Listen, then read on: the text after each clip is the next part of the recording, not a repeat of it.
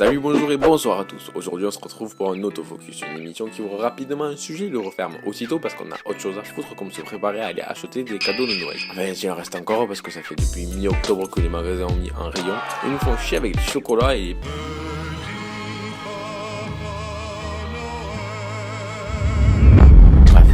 Nous, on va parler de Spider-Man New Generation, aussi appelé Spider-Man Into the Verse, et non pas Spider-Man Into the Verse.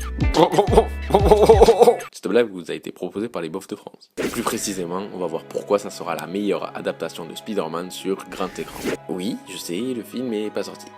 Et oui, je sais, j'ai pas la science infuse. Oui, je sais, je suis en train de parler tout seul chez moi.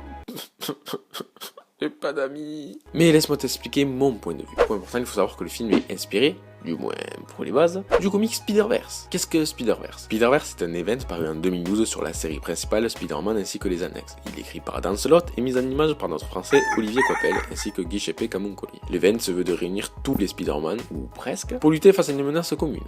Grosso merdo, c'est le speech. Et c'est vachement bien. Lis ça, ça vaut vraiment le coup, même si c'est pas la meilleure histoire pour discuter sur Spider-Man, parce que ça fait énormément référence à d'autres histoires qui risquent de te gaver. Pour moi, que le projet se fonde sur ce genre de comics permet d'avoir confiance quant aux bases du film. Et pour une fois, les fans de comics auront de quoi râler. C'est un avantage, et peut-être un désavantage. En effet, on parle d'une multitude de Spider-Man.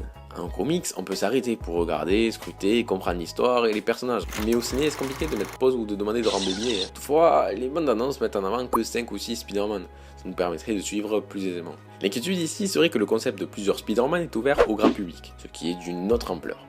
On peut se dire que les gens ne sont pas prêts à accepter ce postulat. On parle du spectateur lambda. Et ce genre d'ambition est casse-gueule, même si parfois il en faut moins que ça. Coucou du CS League. Cependant, quand on voit ce que le MCU est arrivé à réaliser et à nous faire croire que ce soit via les Avengers ou encore Doctor Strange, on peut avoir espoir. Jamais on n'aurait cru aller aussi loin dans un film de super-héros il y a 10 ans. Or, c'est le cas. Donc un film avec plusieurs Spider-Man, on peut y croire. Surtout qu'ici on parle d'animation. Et ça c'est le principal atout de ce Spider-Man. On va pouvoir briser le quatrième mur, faire des gags visuels bien plus importants qu'un film. Et c'est ça qui permet aussi cette diversité de personnages. Putain, franchement on va voir un Spider-Cochon. Un Spider-Cochon au cinéma, c'est énorme. En plus du fait que Spider-Man est un des super-héros les plus populaires. Si ce n'est le plus populaire chez les jeunes.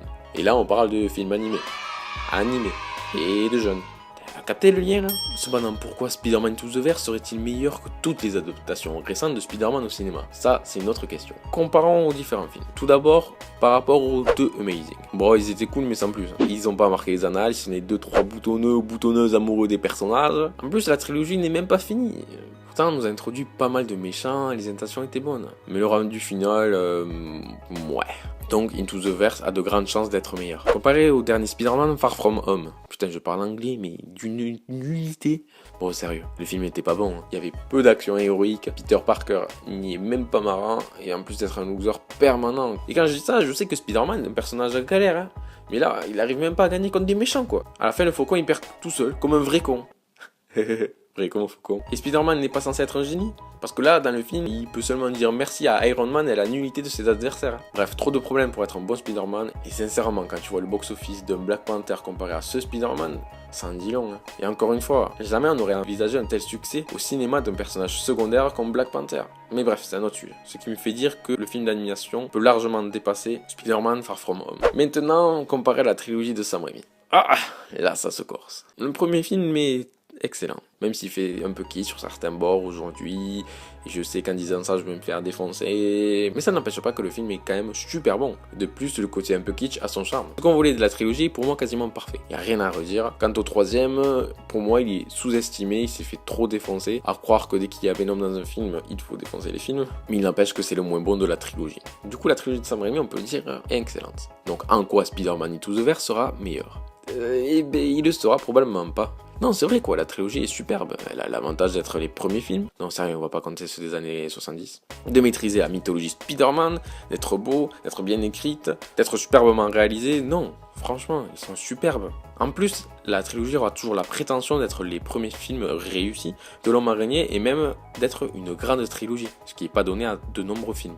Donc franchement, Spider-Man Into the Verse sera très probablement moins bon. Cependant, le film animé a tout pour faire à sa place et être une référence dans les films d'animation des super-héros. Et pourquoi pas, avec une parfaite maîtrise du Spider-Verse, une animation petits oignons, un humour et de l'action dépassant les possibilités données à un film live, oui, pourquoi pas.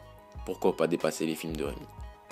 Dans tous les cas, allez voir Spider-Man Into the Verse, ça sera du très bon, c'est sûr. Quant à moi, je vais aller me retaper la trilogie de Sam Raimi, juste pour kiffer. Bref, c'est Zag, expert rien mais curieux de tout. Allez, à la prochaine.